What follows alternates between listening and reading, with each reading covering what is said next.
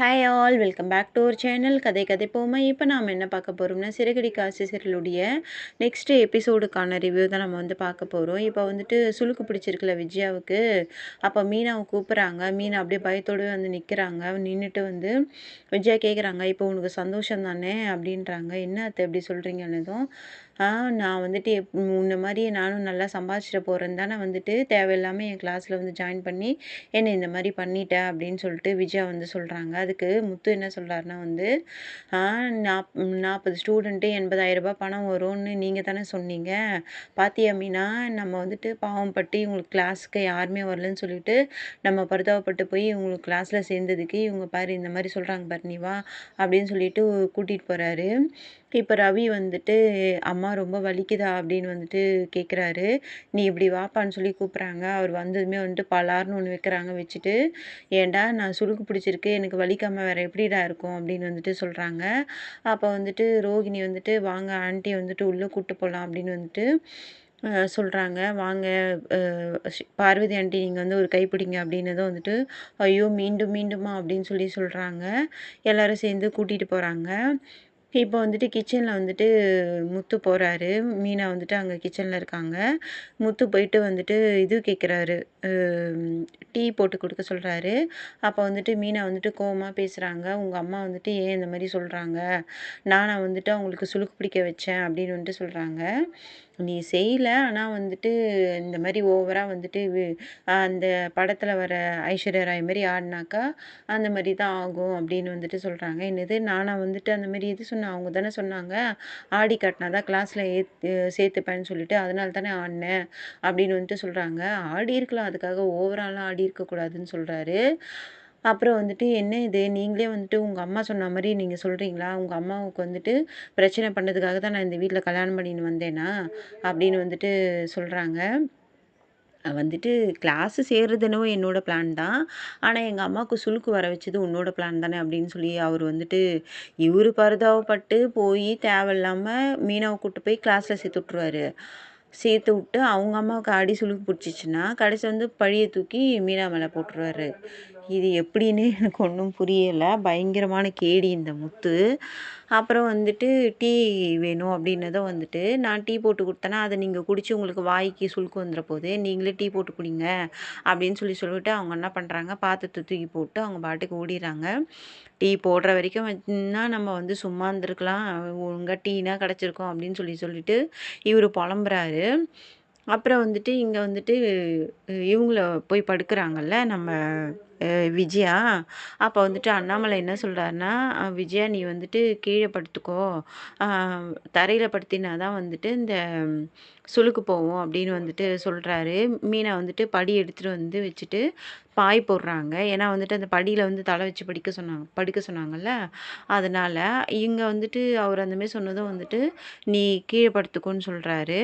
அப்புறம் நான் போய் முத்து கூட போய் படுத்துக்கிறேன், இங்கே மீனா உனக்கு துணையாக இருப்பா அப்படின்னு சொன்னதும், அவளாம் வேண்டாம் அப்படின்னு சொல்லி அலறாங்க. நீ கம்முன்னு இரு, நீ நான் படுத்தேன்னா அப்படியே தூங்கிடுவேன், மீனானா உனக்கு ஹெல்ப் பண்ணுவா அப்படின்னு சொல்லிட்டு சொல்கிறாரு. இங்கே நம்ம முத்து எல்லாருமே வந்துடுறாங்க. அப்புறம் மனோஜ் வராரு. அம்மா என்னம்மா ஆச்சு, பரவாயில்லையா இப்போ உனக்குன்னது, ஏய் நீ வேறடா வைத்தியத்தில் கலப்பாதடா போடா அப்படின்னு சொல்கிறாங்க. ரோகிணி நான் உங்களுக்கு பெயின் கில்லர் டேப்லெட் கொடுக்கட்டுமான்னு கேட்குறாங்க. அப்போ அண்ணாமலை என்ன சொல்கிறாருன்னா, வேணாம்மா அதெல்லாம் ஒன்றும் கொடுக்க வேணாம், அந்த சுளுக்கு எடுக்கிறவங்க வேணான்னு சொல்லியிருக்காங்க, படியில் படுத்தாலே காலையில் சரியாயிடும்னு சொல்லியிருக்காங்க, இப்போதைக்கு அது தேவையில்லைம்மா அப்படின்னு அண்ணாமலை சொல்லிடுறாரு. இப்போ ரவியும் ஸ்ருதியும் வராங்க. ஸ்ருதி தடுத்துட்டே வராரு, வேணாம் வேணான்னு சொல்லிட்டு. அப்போ உள்ளே வந்துடுறாங்க. உள்ளே அவங்க பார்க்குறாங்க. இப்போ விஜயா கேட்குறாங்க என்ன ஆச்சுன்னதும் அம்மா அவள் ஆண்டி நான் உங்களை பார்க்க வந்தேன், இவர் என்னை தடுத்துட்டே இருக்கார், போக வேணாம்னு சொல்கிறாருன்னதும் அவங்க என்ன சொல்கிறாங்க, ஏ ஏன்டா என் மருமக என்னை ஆசையாக பார்க்க வரும்போது வந்து நீ ஏன்டா தடுத்த அப்படின்னு வந்துட்டு சொல்கிறாங்க. அம்மா அவ அதுக்கு வரலம்மா அப்படின்றாரு. ஏன்னா அவருக்கு தான் புரிஞ்சிச்சுல. அப்போ வந்துட்டு அவங்க வந்து அந்த படியை எடுத்து பார்க்குறாங்க. ஆமாம் இதில் எப்படி வந்துட்டு ஆண்டி போய் படுப்பாங்க அப்படின்னு சொல்கிறாங்க. அப்போ முத்து என்ன சொல்கிறேன், இது இருக்குல்ல இது உள்ள ஏறி அம்மா உட்காந்துப்பாங்க அப்பலாம் வந்துட்டு சொல்கிறாரு.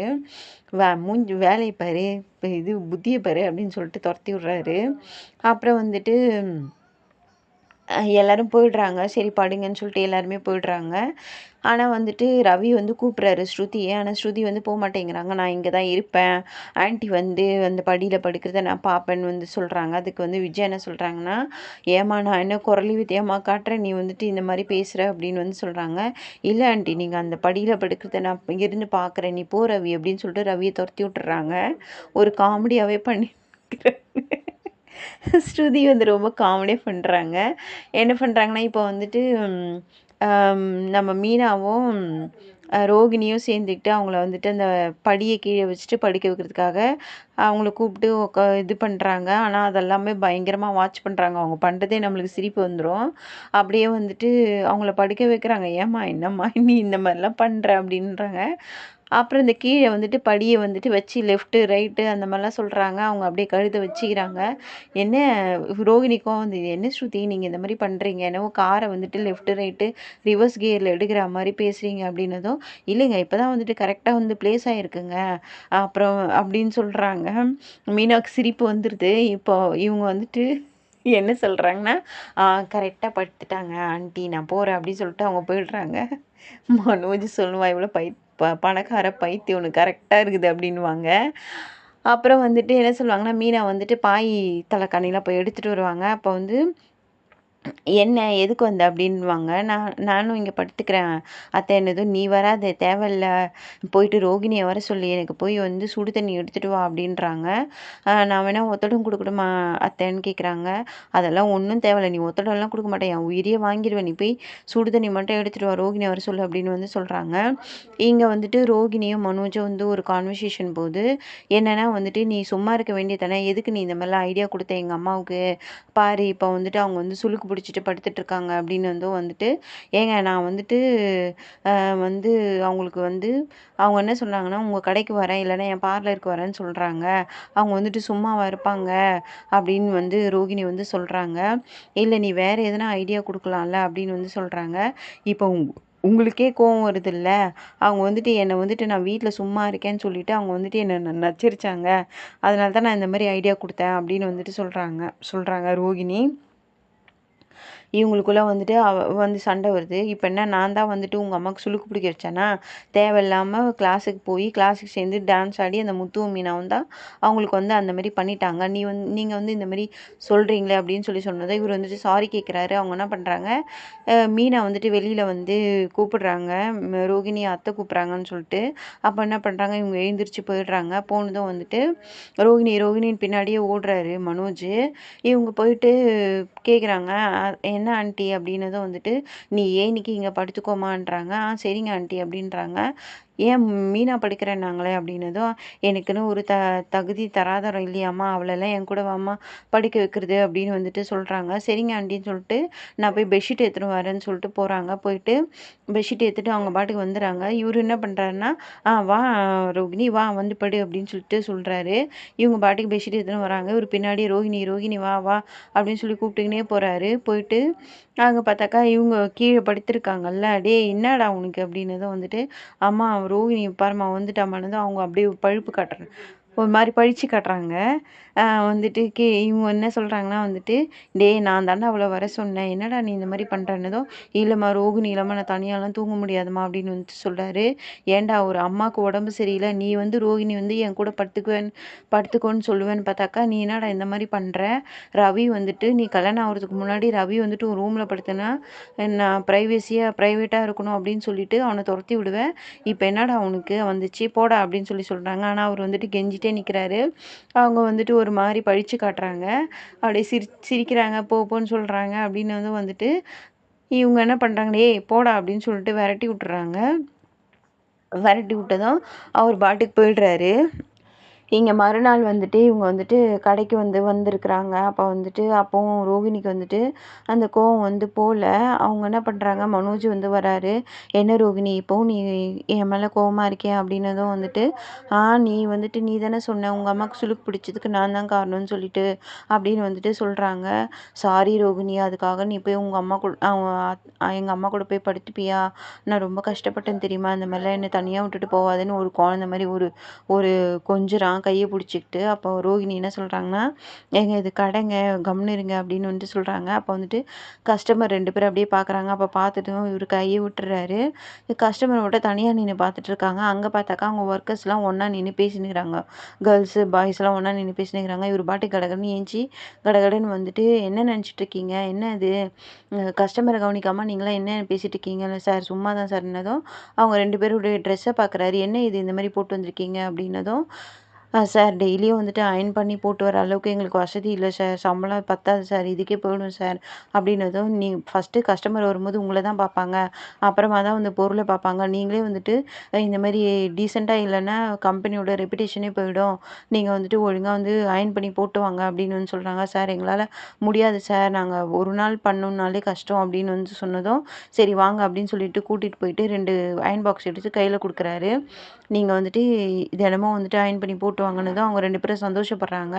பரவாயில்ல சார் அப்படின்னதும் எங்களுக்காக ஃப்ரீயாக கொடுத்துருக்கீங்க அப்படின்னதும், இவங்க ரோகிணி கேட்குறாங்க, என்ன மனோஜ் நீ ம அசால்ட்டாக இதை தூக்கி கொடுத்துட்ட அப்படின்னதும் அப்படிலாம் ஒன்றும் கிடையாது. இதை நான் மாதம் மாதம் பிடிச்சிப்பேன் உங்கள் சம்பளத்துலேருந்து. நான் ஏன் சும்மா கொடுக்கணும் அப்படின்னு அவங்க சொல்கிறாங்க.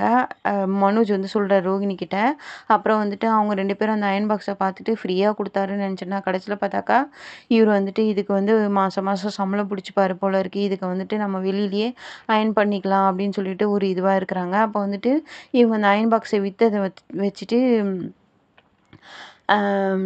இவங்க அப்படியே பெருமையாக பேசிகிட்டே போகிறாங்க. பரவாயில்லையே நீ இந்த அயர்ன் பாக்ஸை விற்றுட்ட அப்படின்னு சொல்கிறாங்க. அப்போ 2 பேரும் உட்காரும்போது அங்கே வித்யா நின்றுட்டுருக்காங்க. இவங்க பேசுகிறத கேட்டுட்டு அப்படியே சிரிக்கிறாங்க. பரவாயில்லையே நீங்கள் சூப்பராக பிஸ்னஸ் ட்ரிக்ஸ் தெரியுதே, விட்டாக்கா பொருளை ஒர்க்கர்ஸ்க்கே விற்றுட்டு சூப்பராக சம்பளத்தையே கழிச்சிடுவீங்க போல இருக்குது அப்படின்னு சொல்கிறாங்க.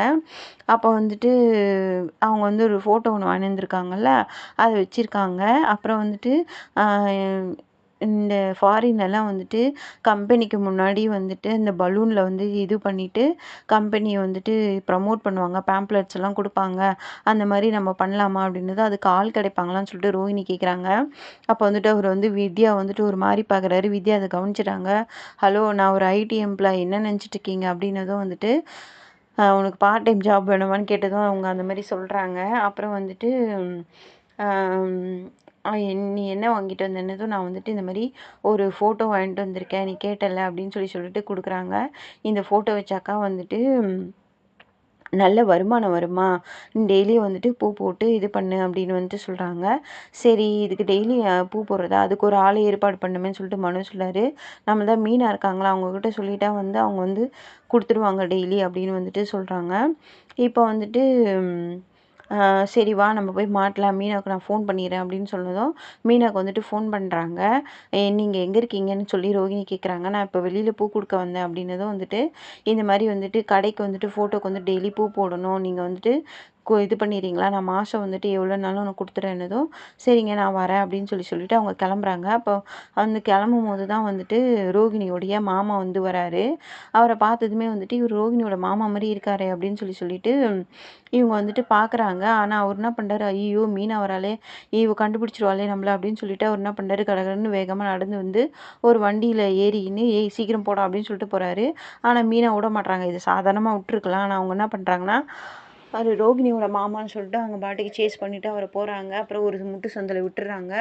அதுக்கப்புறமா இவர் ரோகிணியோட மாமா தானே, ஏன் இவர் போகிறாரு அப்படின்னு அவங்க அப்படியே முழிச்சிட்டே இருக்காங்க. இதோட இந்த எபிசோடு முடியல.